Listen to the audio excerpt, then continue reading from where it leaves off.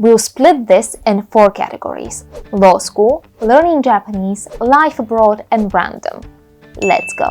How did you decide you wanted to go to law school? This is a bit of a long story, but I'll try and keep it as short as possible. So basically, when I was first choosing the universities I was going to apply to in the UK, to all of them, apart from Kent, the one I went to, I applied for a law degree or law and politics. But Kent's politics course offered a year abroad in Japan, which is why I chose Kent. So while I was studying politics, I still had the idea of studying law at the back of my head. And when I went on my year abroad in Japan, I had the opportunity to take law classes for the first time. And I pretty much ended up having private law classes because classes were so small and quite often it was only me attending the classes. And I also ended up going to, I think, 4 or 5, maybe even 6 law classes.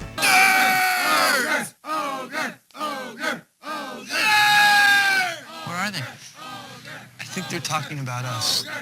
No way. And my teacher was absolutely amazing, and I will always say that that's the best teacher I've ever had. And so from that experience, I got fully convinced that the next thing I should do after finishing undergrad is going to law school. So that's why I'm currently doing a master's degree in law. And as to why specifically law, I know a lot of law students like to say that, oh, I just like arguing, but genuinely, I just find it extremely interesting. I've always been really interested in the way it shapes our society. If you want to go out now, but if you stand again, I'll lord you out. Make your mind up, and then shut up and get out. And how important knowing the laws and your rights and how to apply them is to actually navigate society yourself. And I do think that everyone should study law to a certain level. And to put it very shortly, I just think it's fun. I do think studying law is fun. Would you consider to practice your law career in Japan? Any pros and cons? Here's the thing. I would love to, because that would allow me to go back and live in Japan, but it is quite tricky. So my option for doing that is if I get a job at a law firm here in the UK that has an office based in Japan, and at some point I get sent to that office. However, I will not be able to practice law there as a lawyer, as a Japanese attorney, you know. It will be more like in the form of a consultant, because Japanese law is quite different from UK law. The whole legal system is different. Japan has a civil law system, while here in the UK we have a common law system. So if I would like to practice law as a lawyer in Japan, then I would kind of have to go through like a conversion type of thing, or just like fully study a Japanese legal degree, which, to be fully honest, I don't think I'll be able to do, at least not in the maybe the next 10 years. For the simple reason that, you know, Japanese is hard enough. Business Japanese is hard enough. For now, I am dedicated to learning Japanese to business level, but then taking one step further than that and going into legal Japanese is just, that's a whole different beast. You know, each language has its own legalese, and English legalese is fine for me.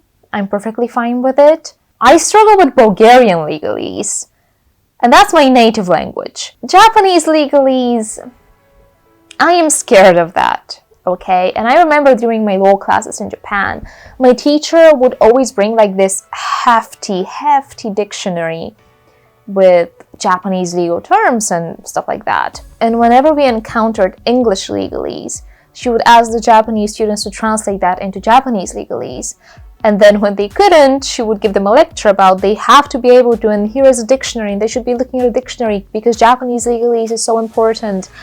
And she also made me translate things into Bulgarian legalese, because for her it was essential to understand the legal language of your own country, which I struggle with, which is kind of embarrassing, but it is what it is. So yes, the cons would be that I would have to learn Japanese to a legal Japanese language, and I would probably have to do like a whole conversion thing, or even do a whole legal degree in Japan. I don't know. I haven't researched that, and honestly, I'm not really interested into researching it because it sounds so unachievable at this point. But the pro would be that I would live in Japan.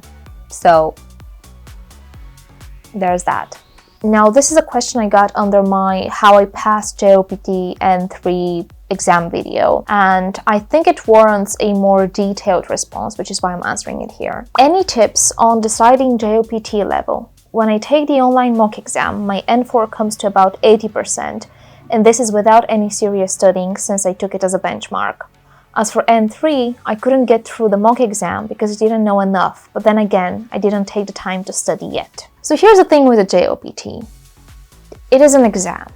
The same way IELTS is an exam for English, and there are certain strategies for passing an exam, and studying for a language exam is kind of different to just studying the language itself. So sometimes just knowing the language to a certain level does not guarantee that you will pass that level's exam. Now, if I were in your shoes and I knew I would pass the N4, I wouldn't go for the N4. For the simple reason that I already know I will pass it. There is no challenge in that. It doesn't really benefit you that much unless you need a certificate for something, but I honestly don't know what you would need an N4 certificate for. Not that you also need an N3 certificate, but at least for me, it was a challenge, and it was a challenge that pushed me to actually sit down and study more and prepare and improve my Japanese, as well as get ready for the exam and get a taste for what the exam actually is. Because the useful Japanese certificates are N2 and N1. And when you sit a JOPT exam that's lower level, at least you get to practice in the actual exam conditions. So when you go for the tougher exams, you would know what to expect, and you would probably be a little bit less stressed. Or at least that was my logic. So if I were in your shoes, I would go for the N3. But choosing what level to go for also depends on the type of learner you are and if you are okay with studying under stress. If you are below that level and you have to catch up to that level to sit the exam, it can get quite stressful. But for me, that stress is motivation, and it's what pushes me to do it, and that's why I do it. Failure is not an option. But if you're a type of person who likes to be certain that they will pass an exam, then I would go for the N4 and then go from there, because that will boost your confidence, possibly. 3 things you hate about Japan or Bulgaria or UK. Okay, I'll stick to experiences I've had and have affected me personally, because otherwise I will go deep into political issues and economics, and I would like to keep this a little bit more lighthearted. And I'm also going to answer for all of the countries because I don't want anyone to feel neglected. So for Japan, the first thing is the huge bugs. You can see a video about that here. Well, it's not about it, but I do mention it there, and I'm not going to go into detail about it here. The second thing is the lack of proper ovens. And by proper ovens, I mean the big ones, where you can actually roast things and bake things and cook more than one thing at once. They have the small ones, generally.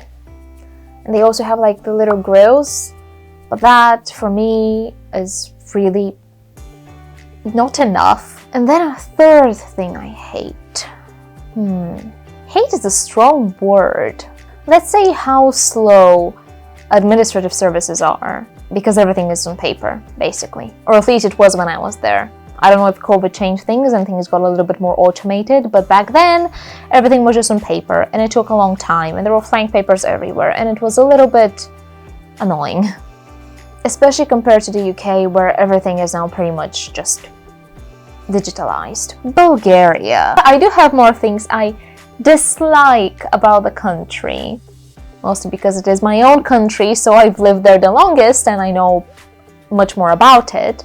But number one would be, I'm not gonna number them honestly. Recycling is made very inconvenient. You actually have to go and find recycling bins because they're not readily available on every street. Cranky people in stores and administrative services. It's like when you ask them to do their job, they find it like a personal attack. Like you're personally offending them because you're going there and asking them to do their job. And maybe oily food. I would say in general Bulgarian food is not that oily, but it is oily, and oil is present in most traditional recipes. And I didn't really notice it when I was living in Bulgaria, but once I started living alone and doing my own cooking, and I basically cook with barely any oil. And if I do use oil, it's olive oil, while Bulgarian cuisine generally uses sunflower oil. Once I lower the amount of oil I consume, now that I go back in Bulgaria and eat Bulgarian food, my tummy aches. And it is because of the oil. The UK. So first we have the NHS. I'm sorry, I cannot not complain about the NHS because it takes forever to get an appointment and the staff is so overworked. And I'm sorry, but a lot of the staff is actually unqualified because medical education in the UK is not the best medical education. You can just go Google it, and the NHS is just disappointing, and it really needs a reform. And it does need more money, and it does need more workers. I also have to complain about the dirty tube, and I get it that it's old and big and full of people, like there's so many people, I get it. But come on, like at least a basic level of cleanliness would be nice. And as a third point, I would say the transport prices. And I specifically mean train prices, because traveling inside the UK is ridiculously expensive. Quite often it's cheaper to buy plane tickets and go on vacation somewhere else than actually travel inside the country and vacation inside the country, which I think is really sad, and it really limits one's experience in the country. I would like to travel more in the UK, but when train prices for a return ticket to a location outside of London that's more than a 2-hour trip is like £60, it's just not gonna happen. Like, come on. I'm not gonna spend £60 on that. And maybe I am a little bit spoiled by Bulgarian price tickets, but Japanese price tickets were also much cheaper compared to that. And the trains were also nicer as well. Any Bulgarian communities in Japan or customs? Not that I know of. I assume there are Bulgarian communities, but I was never interested in finding one. And about customs, no clue. Absolutely no clue. I doubt it.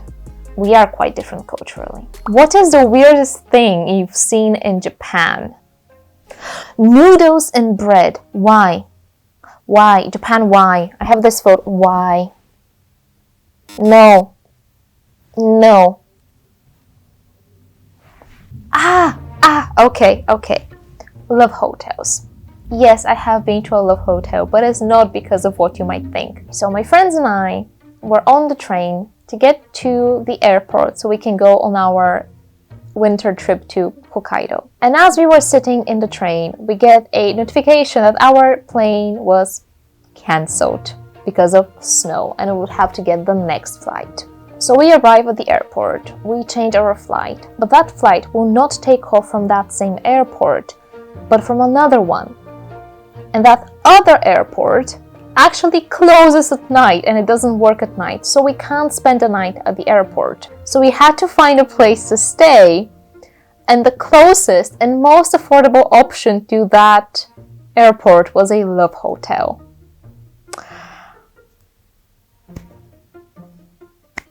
So we got 2 rooms, and I think we played rock, paper, scissors for it, but I got 1 room by myself and my other 2 friends had to share a room. And I'm not sure I got lucky with having the room to myself, because as I entered, the audio system was blasting certain sounds appropriate for a love hotel, but I had no idea how to turn them off.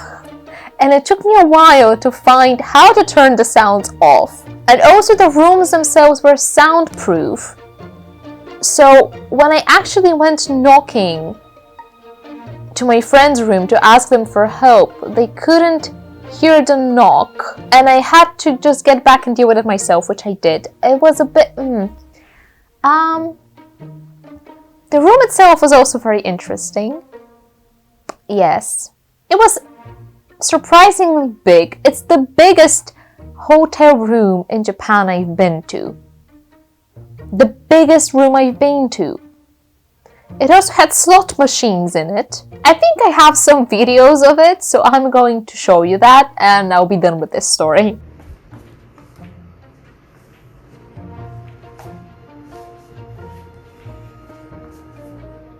What were some of your favorite meals in Japan, and what were your favorite things to eat on a budget? My most favorite meal is soup curry. I also love Japanese potato salad, and I can't... Oh! Shortcake. That's the best cake there is. Strawberry shortcake. Oh my god. I will cry for Japanese shortcake, okay? About my favorite things to eat on a budget. My roommate and I quite often went to the campus cafeteria and we had fujikatsu. And that was really yummy, and it was very cheap because the campus cafeteria was very cheap. So we did quite often have food there. Of course, onigiri. I did have instant ramen quite often when I was lazy. However, I would add stuff to it.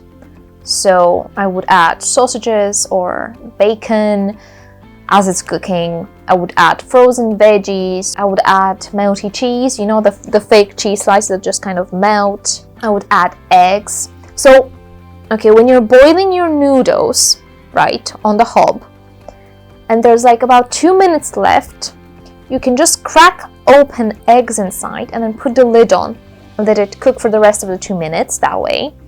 And then the egg kind of gets poached, but not exactly, and it's really yummy. And when you open it and the yolk just flows out and it kind of combines with the soup, 10 out of 10. 10 out of 10. But to be honest, I generally just meal prepped. And when I say that I meal prepped, I mean that for most of the time when I wasn't out with friends or I wasn't being extremely lazy and didn't have food prepared, I would eat chicken, broccoli, eggs, and rice. What is your favorite place in each of the countries you've lived in? Okay, so in Japan, I would say it was Kiyomizu-dera in Kyoto, as well as the Silver Temple, Biwako. I loved Asahikawa. In the UK, I quite enjoyed going to Item Mode, which is a National Trust site. I also loved going to... Oh wait, where did my friends take me? I think it was Sheringham. I quite like that place. It was very quaint and nice. And I do love Canterbury. I do have a very soft spot for Canterbury, Bulgaria. So I would say the first thing that comes to mind is the 7 Rila lakes. Riwa. Sedemteriuskie Zera. It's kind of weird to say it in English. Yeah. So my boyfriend took me there for the first time. I loved it. And then when my English friends came to visit, I took them there as well because it was just so beautiful. Then I would say it's also Yazuvir do Spat. Last but not least, definitely not least, it's the village I used to spend every summer at as a child, and it's called Skandaloto. What are your favorite animes? Top 5. Okay, I might be basic for this, but this is the best one, and it is what it is. Cowboy Bebop. 10 out of 10. If there's one anime I watch every year and I would say it's my comfort anime, it's Cowboy Bebop. It's so beautiful. The music is perfect. The characters, the story, the individual episodes, I love it. 車輪も出ないっすよ。実は第二ノズルも動かん。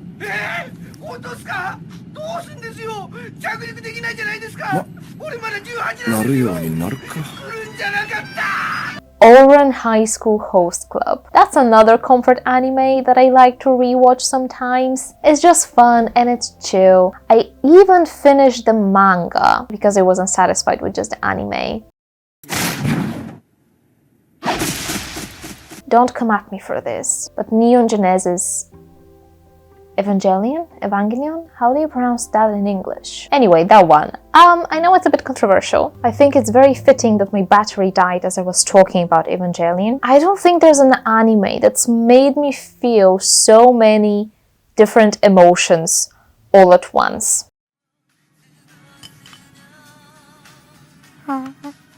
Next up we have Kuroko no Basket, which is just a fun anime. It's just fun. It's relaxing. It's another comfort anime, I would say. My friend made me watch it and we watched it together and I kind of got obsessed and I binged it very quickly. I love the characters. I enjoyed the animation. I have a lot of fun watching the basketball matches, which as someone who has zero interest in sports was just entertaining.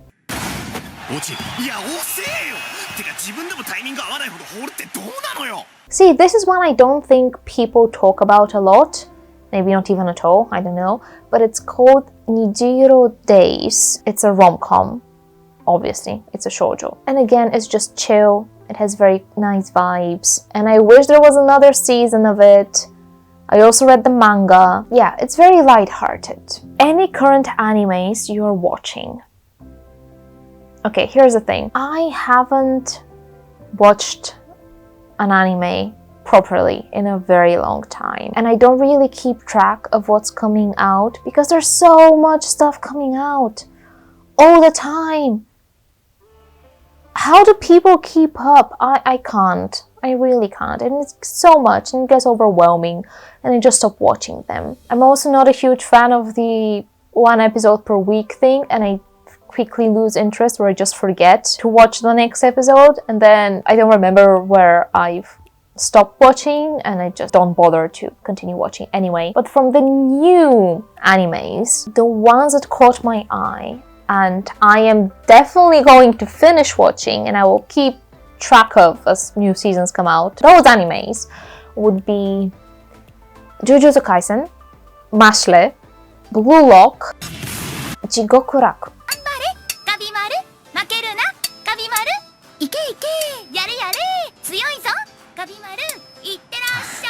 Don't get me wrong, I love anime, I enjoy watching anime a lot, but it's definitely not a priority.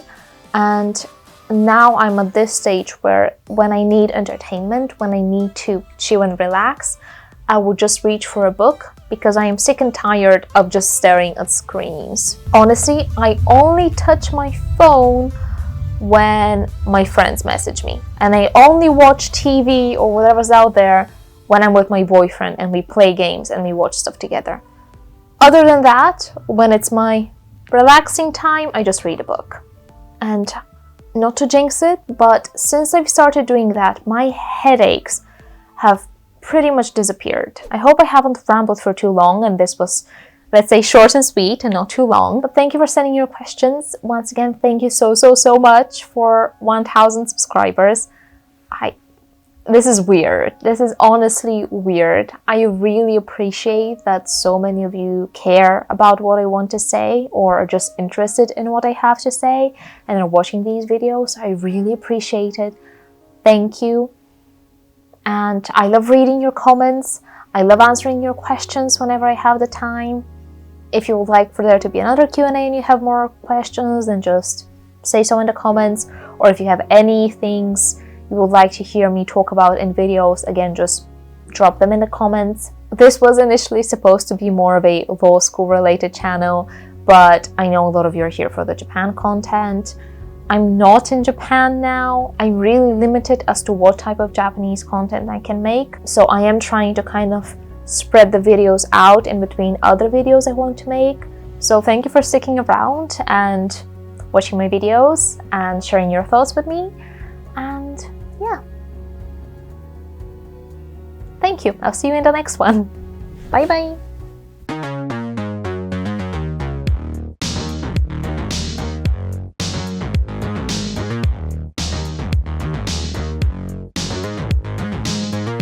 Kiss, kiss, fall in love. fake singing.